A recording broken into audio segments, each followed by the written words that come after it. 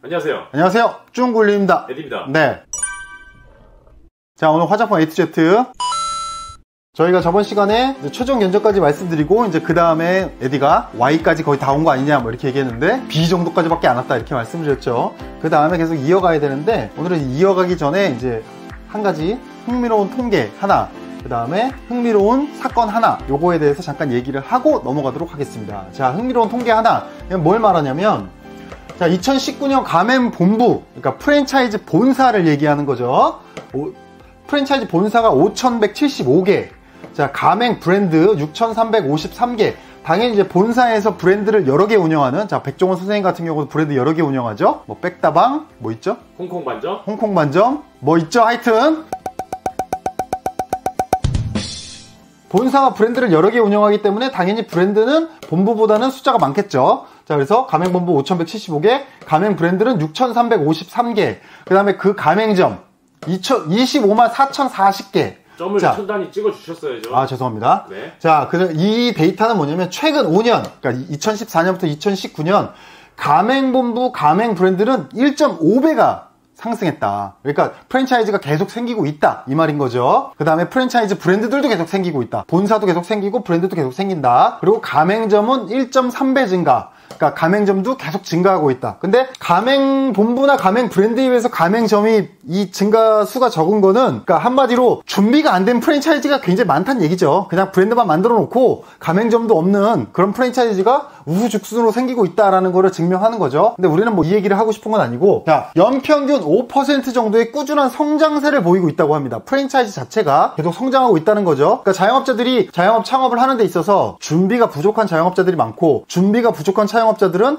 아무래도 이제 불안감을 느끼니까 프랜차이즈를 많이 선택하는 비율이 높아진다는 얘기죠. 아무래도 이제 프랜차이즈를 하면 그래도 기본적인 뭐 브랜드라던가 여러 가지 면에서 관리나 판매 관리, 마케팅 이런 부분에서 서포트를 받을 수 있지 않겠나 해서 이제 꾸준한 성장세를 기록하고 있는데, 자, 중요한 거. 자, 화장품 가맹점입니다. 이거 오타가 났네요. 화장품 가맹점 수는 3,407개인데 문제는 지난해보다 22%가 감소했다는 겁니다. 자, 위에서 우리가 얘기했던 건 뭐냐면 매년 5% 정도의 프랜차이즈는 꾸준히 성장을 하고 있는데 화장품은 지난해보다 22%가 감소했다는 겁니다. 22%면 1년 만에 22% 감소했다는 건 어마어마하게 감소를 많이 했다는 거죠. 이건 진짜 어마어마한 거. 5개 중에 1개가 없어졌다는 얘기니까 어마어마한 거죠. 전체 우리나라 화장품의 가맹점 수를 보면 아리따움이 1186개, 자, 이니스프리가 750개, 에뛰드하우스가 321개. 자, 요 3개가 다 아모레 겁니다. 아모레 퍼시픽. 자, 그 다음 토니모리가 291개, 그 다음에 더페이스샵이 270개. 더페이스샵은 LG생건 거죠. 그 다음에 전체 이 5개 브랜드, 6개인가요? 하나, 둘, 셋, 넷,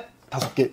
5개 브랜드가 전체 화장품 가맹점의 82.7%를 차지하고 있다는 겁니다. 자, 그럼 18%는 듣보잡들이 차지하고 있다는 거죠. 자, 그 다음에 전체 도소매 개점률이 12.7%. 개점률은 매장을 오픈한다는 거죠. 그 다음 폐점률은 10.5%. 망한다는 거죠. 그 차이는 2.2%예요. 그러니까 오픈하는 게 망하는 것보단 그래도 많다. 자, 화장품 개점률이 4%. 자, 폐점률은 16.8%. 자, 화장품 매장에 오픈하는 거 4%밖에 안 되는데 화장품 폐점하는 건 16.8%라는 거예요. 그 차이가 마이너스 12.8%라는 거죠. 그러니까 이 차이로 인해서 지난해보다 22%가 감소했다는 거겠죠. 즉 우리가 말하고 싶은 건 뭐냐, 화장품은 오프라인 유통이 이제 거의 다 죽어간다. 저희가 예전에 백화점 얘기했던 것도 있죠. 백화점 1층에 화장품이 있었는데 백화점 1층에서 화장품이 사라져간다. 그런 것처럼 지금 화장품의 오프라인 유통의 대부분을 차지하는 건 이런 가맹점이 아니라 올리브영 같은 드럭스토어, 그러니까 헬스 앤 뷰티 스토어, H&B 스토어 쪽이 오프라인에선 대세가 되고 있고, 전체적인 화장품 유통은 온라인이 대세다. 온라인이 제가 알기로는 40% 이상을 차지하는 걸로 알고 있고, 그러니까 결국에는 화장품의 오프라인 유통을 생각하시는 어떤 창업, 우리가 화장품 A to Z 자체가 창업자들을 위한 어떤 영상이기 때문에 내가 오프라인 유통 어떻게 해보겠다 이런 분들은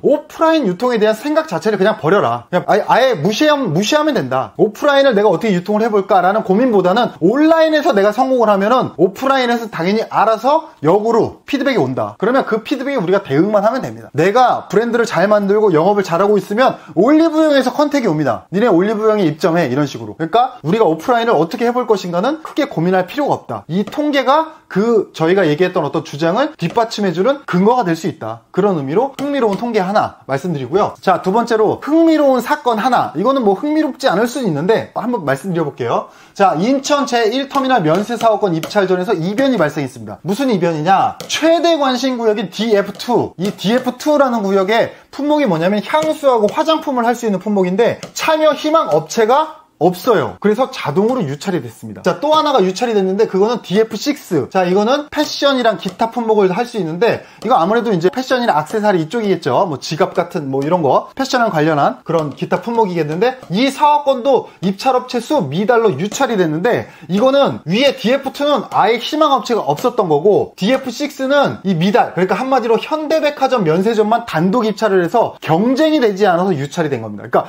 최소한 2개 이상이 써줘야 서로 경쟁 입찰을 해서 한 업체가 낙찰이 되는 건데 한 현대백화점밖에 입찰을 하지 않았기 때문에 경쟁이 되지 않아서 유찰됐다. 그러니까 한마디로 DF6는 그래도 누군가 사업을 해보려고 입찰을 한 사람이 있는데 DF2 향수 화장품 같은 경우는 그 누구도 사업을 하지 않아서 사업을 하겠다는 생각이 없어서 아예 희망업체 자체가 없어서 유찰이 됐다. 이 얘기는 두 가지 중에 하나겠죠. 하나는 향수 화장품의 오프라인 마진이 너무 작다, 혹은 유통이 너무 어렵다, 혹은 매출이 많이 늘지 않는다, 이런 부분이 있을 수 있고, 또 하나는 뭐냐면 잘 팔리긴 하는데 비용이 너무 많이 들어가서 수익이 거의 안 남거나, 혹은 잘 팔려도 적자를 본다. 둘 중에 하나겠죠. 기사에서 나온 얘기로는 인천공항공사가 제시한 임대료가 지나친 부담으로 작용했다라는 분석이 있어요. 이건 뭐 정답은 아니죠. 그냥 분석의 요소의 하나이기 때문에. 그러니까 한마디로 임대료가 너무 비싸다. 그러니까 잘 팔더라도 남는 게 없다. 그래서 유찰이 됐다. 이런 의미로 보는데, 이 역시 뭐 이 분석이 맞다면 임대료 자체가 부담이 너무 큰 거고, 혹은 우리가 이전에도 얘기했지만 화장품 유통 자체가 온라인으로 많이 넘어왔기 때문에, 물론 이건 이제 면세니까 좀 다르긴 합니다. 이 온라인 유통과 면세 유통은 좀 차이가 있긴 하죠. 오프라인 유통과 온라인 유통은 관계가 있다고 해도 면세는 오프라인 중에서도 또 면세라는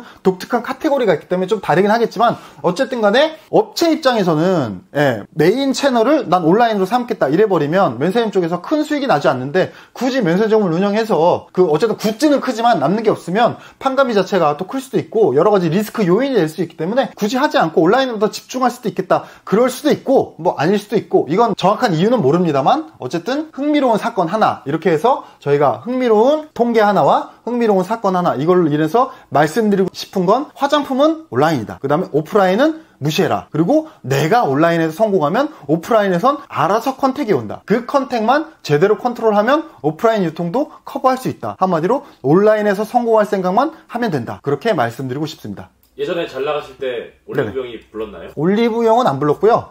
그때는 왓슨스, 왓슨스에서 컨택이 왔었죠. 근데 왓슨스 매장이 얼마 안 됐어요. 그때 130개인가? 지금 올리브영은 아마 제가 알기로는 매장이 꽤 많고 1300개인가? 뭐 그 정도 될걸요 아마? 그러니까 올리브영이 지금은 거의 뭐 화장품 유통의 오프라인 쪽에서는 좀 압도적인 강자다. 그거 말고 시코로라는 그 편집숍 자체가 좀 뜨고 있는 게 있는데, 거기에 대해서도 나중에 한번 짧게 한번 이야기해 보도록 하겠습니다. 알겠습니다. 감사합니다. 네. 자, 여러분 안녕.